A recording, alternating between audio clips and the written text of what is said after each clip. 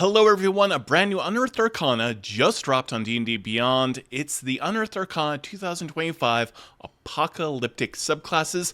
Let's go ahead and dive in right now. Here's what's inside. This document presents 4 new subclasses for the Druid. It's the Circle of Preservation. For the Fighter, we have the Gladiator. For the Sorcerer, we have Defiled Sorcery. And for the Warlock, we have the Sorcerer King Patron. These are all of the apocalyptic subclasses in this UA. So, starting off, Circle of Preservation for the Druid. Your job is to safeguard nature and heal the world. Druids of the Circle of Preservation work tirelessly to conserve natural resources and restore places once ruined by greed and exploitation, through a combination of conservation and restorative magic. Druids of this order shield and spread life across the land. The most powerful of this order can return vitality to barren fields, transforming wastelands into thriving wildernesses once more. At level 3 for this class, you get the Circle of Preservation spells. When you reach a new Druid level specified in the Circle, the Preservation spell table, you thereafter always get the listed spells prepared. So at level 3, you get Bless, Restoration, Protection from Poison, Sanctuary. At level 5, you get Beacon of Hope, Plant Growth, Aura of Life. At level 7, Death Ward. Both good. At level 9, Greater Restoration and Hollow, which makes sense. Level 3, you get Preserved Land as a keystone ability. As a bonus action, you can expend 1 use of your wild shape to fill a 15-foot cube originating from a point on the ground that you can see within 120 feet of yourself with revitalizing energy. This effect lasts for 1 minute. Whenever a creature, including you, ends its turn in this cube, you can grant the creature one of the following benefits. Bolster. The creature gains temporary hit points equal to 1d4 plus your Druid level. Purify. You end one effect on the creature that caused it to have the frightened or the poison condition. In addition, non-magical vegetation native to the region sprouts on the ground within the cube. This vegetation disappears when the effect ends. As a bonus action, on further turns, you can move the cube up to 30 feet to another area on the ground within 120 feet of you. Also at level 3, the Student of Preservation. Your studies have improved your understanding of the order and resilience of nature, granting you the following benefits. Frugal casting is interesting and on theme. When you cast a Druid spell, you can cast it without material components, except if the material components are consumed by the spell or have a cost that is very specific to that spell. However, additionally, when you cast a Druid spell that has a component that is consumed, there's a 10% chance that it won't be consumed, which is interesting. It might be a little bit finicky, but I mean, if there's a chance that you don't have to lose a valuable component and it's on theme, that can be a really huge deal when you're in a setting that is apocalyptic, for sure. At level 6, Improved Preservation. Your preserved land becomes more powerful in the following ways. You can fortify protectors. While inside the cube created by your preserved land, you and your allies gain a bonus to Constitution saving throws equal to your Wisdom modifier, minimum +1, which is very typical. You can also have Reject Desecrators. Whenever the cube created by your preserved land enters the enemy's space, or whenever the enemy enters the cube or ends its turn there, that enemy must make a Wisdom saving throw against your spell save DC. On a failed save, the enemy takes 2d10 radiant damage, and its speed is halved until the end of its next turn, as new growth rises to hinder it. On a successful save, the enemy takes half as much damage only, and there's no other effect. An enemy makes this saving throw only once per turn. At level 10, you get Facilitated Restoration. You can cast Lesser Restoration or Greater Restoration without expending a spell slot or requiring spell components. You can use this feature to cast a spell in this way a number of times equal to your Wisdom modifier, minimum of once. You regain all expended uses when you finish a long rest. That's pretty cool. At level 14, you get Sacrosanct Land. The size of your cube created by your preserved land increases to a 30-foot cube. In addition, when a creature you can see within the area of your preserved land is hit by an attack roll, you can use a reaction to have that attack's damage against that creature. That's a very nice debuff. Now we have the Gladiator Fighter, which is the master of brutality and blood sport. Gladiators are just as much performers as they are warriors, whether they're brawling in underground fighting rings or fighting for survival in bloodstained arenas. A gladiator combines martial skill with theatrics and awe to intimidate their audiences, or, frankly, entertain. At level 3, you get brutality. Shaped by the intensity of the arena, you've learned to execute brutal martial moves.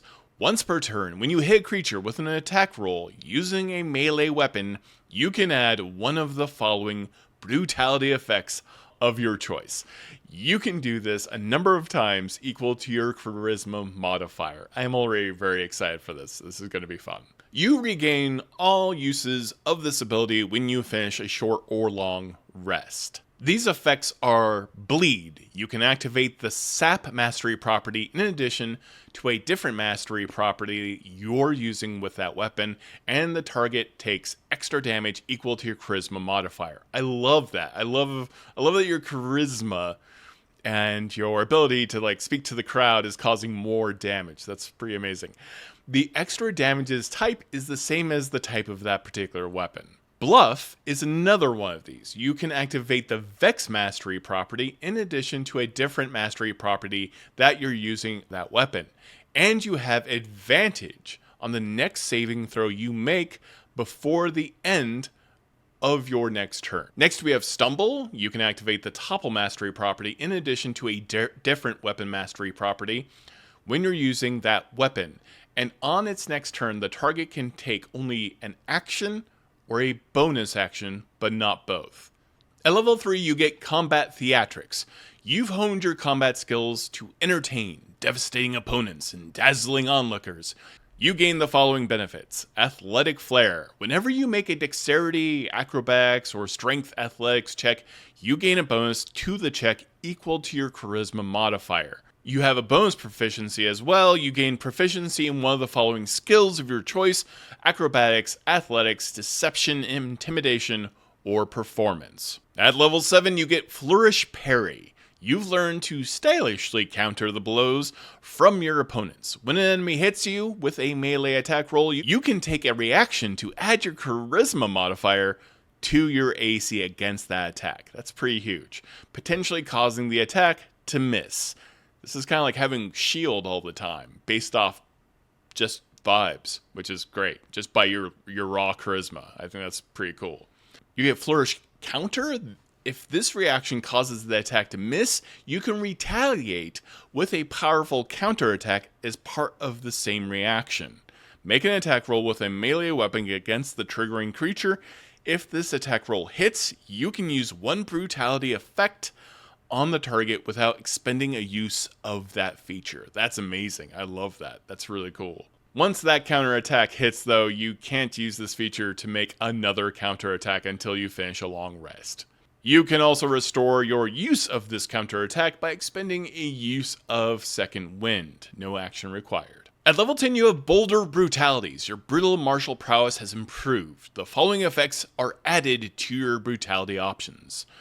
Rive. You can now activate the Cleave Mastery property in addition to a different mastery property you're using with that weapon.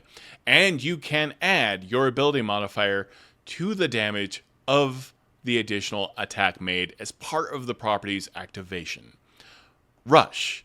You can activate the Push Mastery property in addition to a different mastery property. We're kind of seeing a theme here of using multiple mastery properties all at the same time. And you can immediately move up to your speed without provoking opportunity attacks. Stagger. This allows you to activate the Slow Mastery property in addition to using a different mastery property on that weapon. And the target now has disadvantage on its next saving throw it makes before the end of your next turn. At level 15, you have Brutal Resurgence. Whenever you use your Second Wind to regain hit points, you regain an expended use of Brutality. You also regain expended use of Brutality whenever you use your Action Surge. That's really nice. You're constantly getting kind of the core component, the core theme of this entire subclass. At level 18, you get Mutilate. When you hit a bloody creature with an attack roll, you can attempt to critically injure it. The target must make a Constitution saving throw, DC 8, plus your Charisma modifier and your proficiency bonus. On a failed save, the target suffers the following effects. Maimed. If the target takes the attack action, it can only make one attack. Sluggish. The target's speed is halved, and it has a -2 penalty to its armor class. These effects last until the target regains hit points. Once the target fails its saving throw against this feature, you cannot use it again until you finish a long rest. Now we have Defiled Sorcery. You siphon life into catastrophic spells. Your innate power siphons life essence from the surrounding world. At your command, creatures grow sick and plants wither into husks. You draw power from the corruption of life itself, draining vitality to fuel destructive magic. Sensing a theme. Level 3, Defile and Empower. Once per turn, when you roll damage for a spell you cast using a spell slot, you can siphon your life energy into the spell and empower it. Roll a number of unexpended hit point dice up to a number equal to half the level of the spell slot expended. This is a minimum of 1, of course. And add the total roll to 1 damage roll of the spell. Those hit point dice are then expended. That can really help out in a pinch. I like that give and take of life force energy. There's also lifesteal. Instead of drawing on your own life force, which I prefer, when you use this feature, you can try to steal the life from another creature you see within 30 feet of yourself. That creature must make a Constitution saving throw against your spell save DC. Creatures that have immunity to the exhaustion condition automatically succeed on the save. On a failed save, instead of rolling your hit dice to determine this number, roll a number of the creature's unexpended hit point dice up to a number equal to half the level of the slot that you expended. Round down, minimum of 1 die. You then add that total rolled to 1 damage roll of the spell, and those hit point dice are expended for that creature. Once the creature fails its save against lifesteal, you can't use lifesteal again until you finish a long rest. That's at level 3.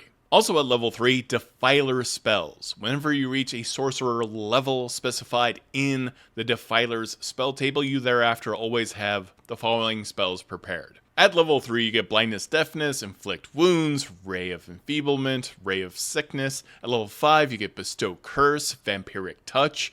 At level 7, you get Blight, Hallucinatory Terrain.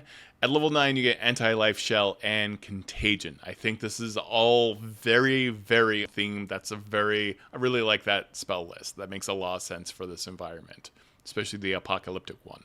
Level 6, Corrupted Caster. You learn further ways to tap into the corrupting magic within yourself, granting you the following benefits. Defiler's Ward. When you take a bonus action to transform sorcery points into a spell slot, you can writhe your body into a protective web of defiling energy.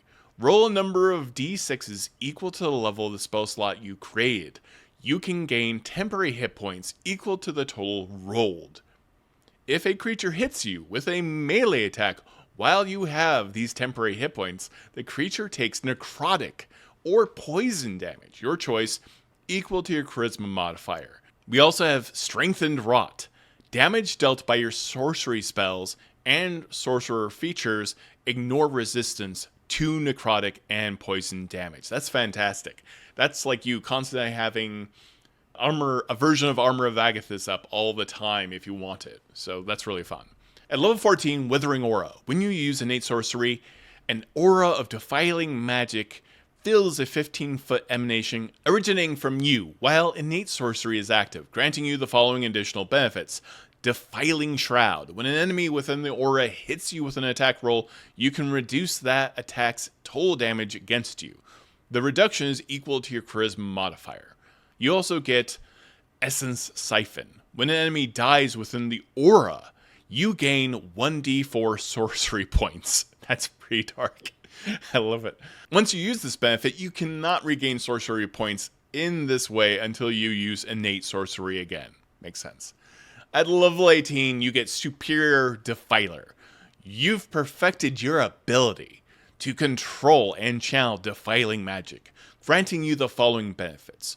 Defiled So. You have immunity to the poisoned and exhaustion conditions. Very helpful in the apocalypse. Further defilement, that increases your emanation to now 30 feet, and when they're within that emanation, they cannot regain hit points. And now we have the Warlock, Sorcerer, King, Patron.